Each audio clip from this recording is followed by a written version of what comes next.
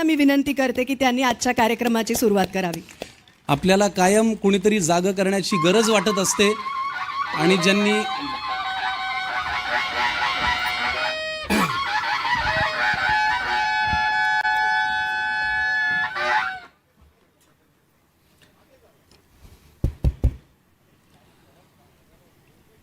आदरणीय व्यासपीठ आणि माझ्या जमलेल्या सर्व रसिक मराठी बांधवांनो, भगिनींनो आणि मातांनो,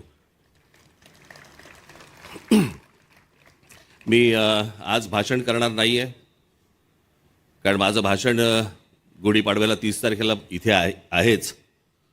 त्याच्यामुळे मला जे म्हणायचं आहे ते मी 30 तारखेला म्हणेन. पण आज मराठी भाषा दिवस, मराठी भाषा गौरव दिन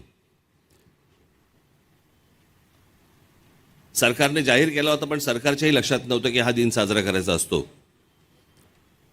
आणि 2008 साली याची सुरुवात आपण केली, याच शिवतीर्थावरती इथेच सुरुवात केली होती. आणि मग त्याच्यानंतर महाराष्ट्रभर पक्षाने सगळ्या ठिकाणी हे कार्यक्रम राबवायला सुरुवात केली. यावेळेला मला परत कोणीतरी सांगितलं की आपण परत केला पाहिजे, म्हणून यावर्षी देखील परत हा कार्यक्रम आपल्यासमोर करतोय. सर्व लोक इथे मराठी भाषेच्या प्रेमाखातर इकडे आज आलेले आहेत. आज आशाताई आल्या आहेत, त्यांना बरं नसताना देखील त्या आज आल्या आहेत.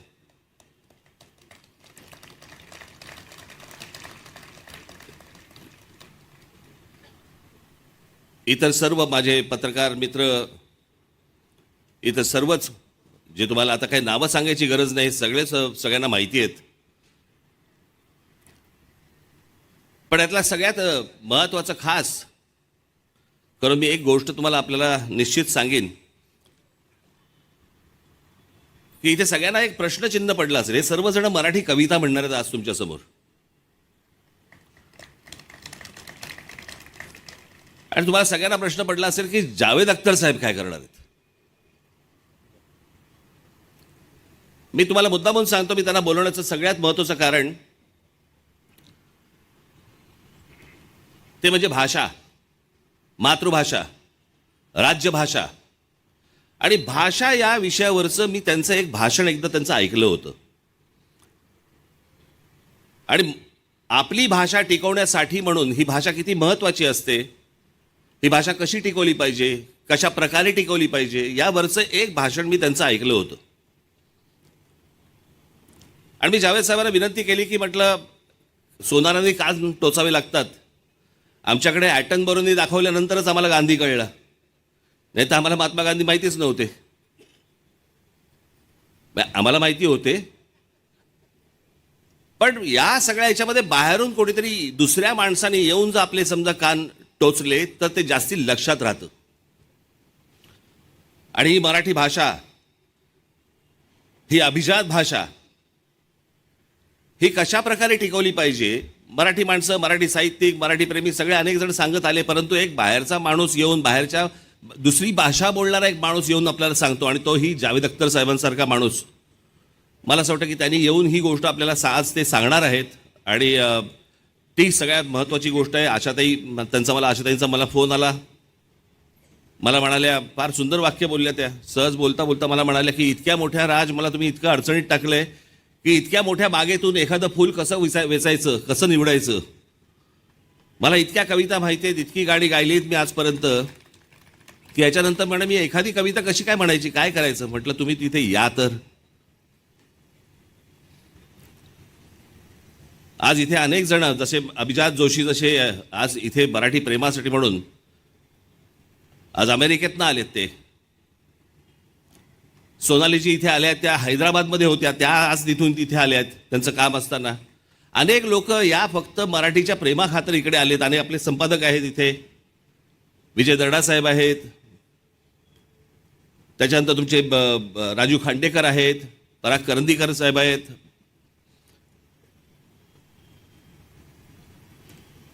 अनेक लोक आले इथे, नागराज मंजुळे आहेत, महेश मांजरेकर आहेत.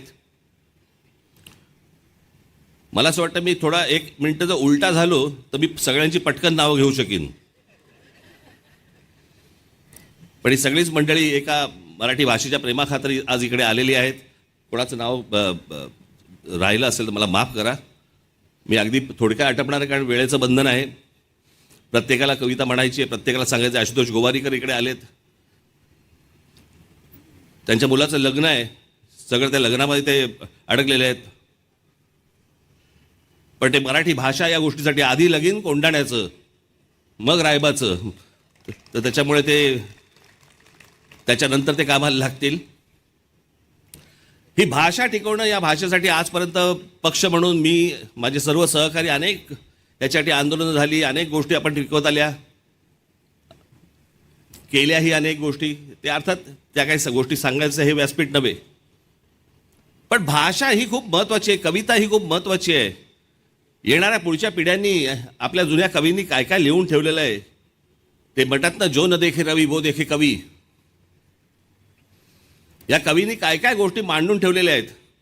आज काळानुरूप अनेक गोष्टी बदलत आहेत, भाषा बदलते, कविता बदलते. मी मध्यंतरी ऐकलं कोणाकडनं तरी की लहानपणीची आपली लहान मुलांची कविता होती, चिवताई चिवताई दार उघड, आठवतं ना?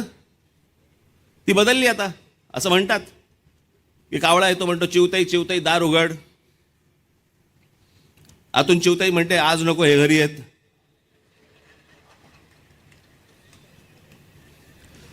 कविता बदलली आता, काय करणार त्याला आपण? आत्ताच्या काळातली चिवताई आहे ती. त्याच्यामुळे या सगळ्या कविता बदलत आल्या, परंतु जे जुन्या आपल्या सगळ्या कवींनी जे लिहून ठेवलं हे खूप महत्त्वाचं आहे. आणि जे खरं तर मला सर्व कवी इथे मराठीतले आणता आले असते, पण कवींच्या तोंडून कविता ऐकण्यापेक्षा ज्यांनी कधी कविता फारसं म्हणायच्या भानगडीत पडले नाहीत अशी जर लोक कविता म्हणायला लागली तर ते जास्ती करून ऐकावं असं वाटतं. आणि म्हणून हे सगळे आज तारे सितारे इथे सगळे जमीपर आलेले आहेत. मी सर्वांचे मनापासून मी आभार मानतो की आज आपण सगळेजण इकडे आलात.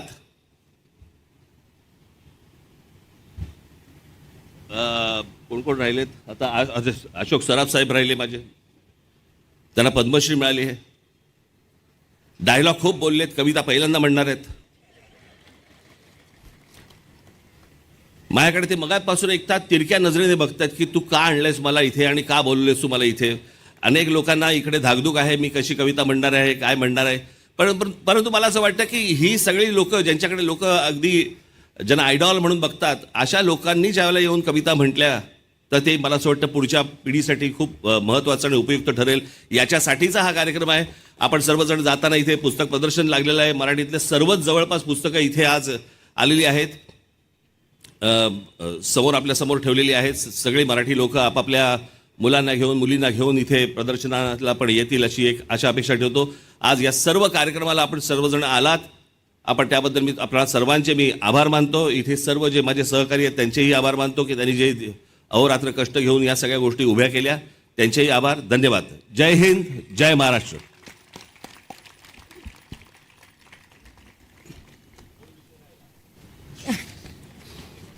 मूळ विषय राहिला.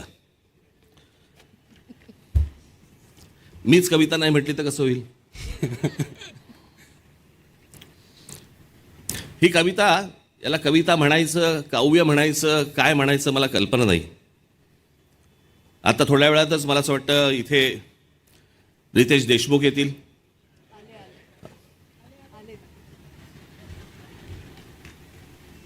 वेषांतर करून आलेले आहेत, ते शिवाजी महाराजांची भूमिका करतायत. थोड्या वेळात इथे विकी कौशल येतील.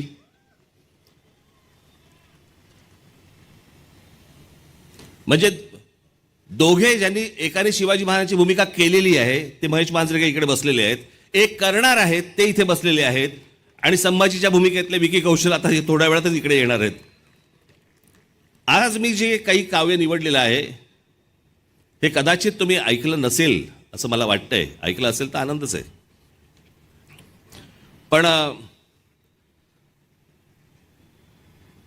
बाबासाहेब पुरंदरे लिखित राजा शिवछत्रपती याच्यामधलं हे काव्य आहे. बहुधा हे बाबासाहेबांनीच लिहिलंय. छत्रपती शिवाजी महाराजांना उद्देशून लिहिलेलं आहे. आणि त्याच्यामध्ये बाबासाहेबांचं म्हणणं ते लिहित असताना, ते महाराजांविषयी बोलताना, महाराजांकडे बघताना ते म्हणतात की काय समजू आम्ही तुला, कोण आहेस कोण तू? आणि ती कविता आहे, त्याचं शीर्षकच आहे कोण तू रे कोण तू.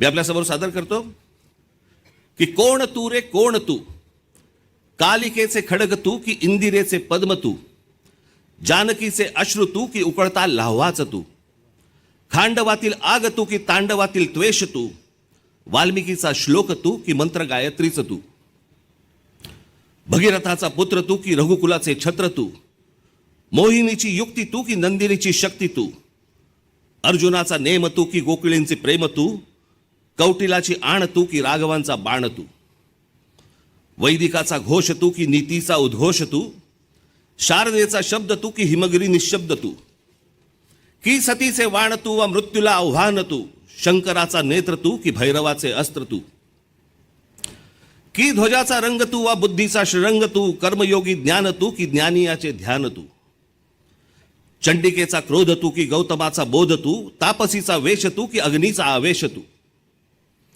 मय सभेतील शिल्प तू की नवसृष्टीचा संकल्प तू, द्रौपदीची हाक तू प्रलयंकराचा धाक तू, गीतेतला संदेश तू आणि क्रांतीचा आदेश तू, संस्कृतीचा मान तू आणि आमचा अभिमान तू. धन्यवाद.